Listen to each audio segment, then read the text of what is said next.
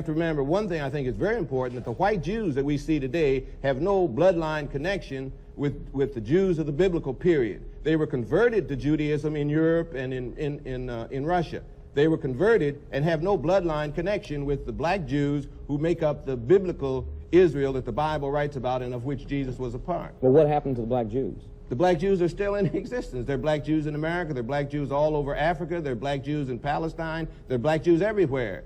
Diane's daughter complained not more than 2 years ago that black Jews had moved on either side of her house, and therefore her property had depreciated in Palestine. Black Jews had depreciated her property.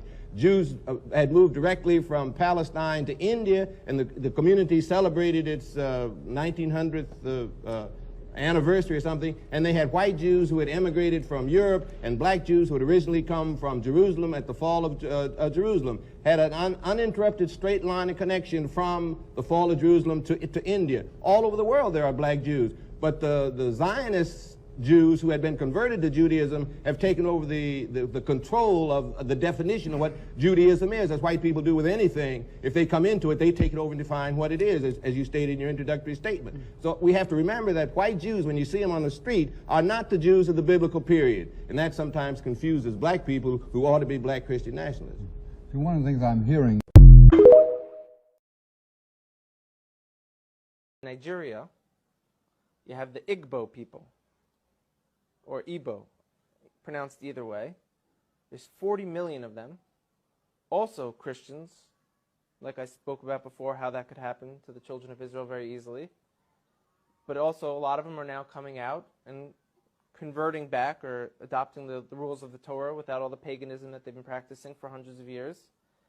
There's been books written about it from scholars in Nigeria, from scholars from the Jewish people. And where it gets interesting is, in America, there was a slave trade. And a lot of the slaves, a very high percentage of them, came from Western Nigerian ports. And in America today, you see a very large movement of African Americans who say that they're the real chosen people, that they're the children of Israel, they're the Judeans. You know, so what are they just trying to create an identity for themselves because they were slaves, or is there really something here? And the answer is, most likely there is something there. And most likely, maybe that they were the original Israelites, and maybe that the Jewish people today who are white, Caucasian people came in a little bit later on. We know that some of the greatest sages of the transmission of the Torah were converts from Rome. You have a man named Onkelos who wrote a commentary on the Torah, unprecedented, that we still learn today. He was a convert. Some of the largest pillars on the transmission today were Roman converts.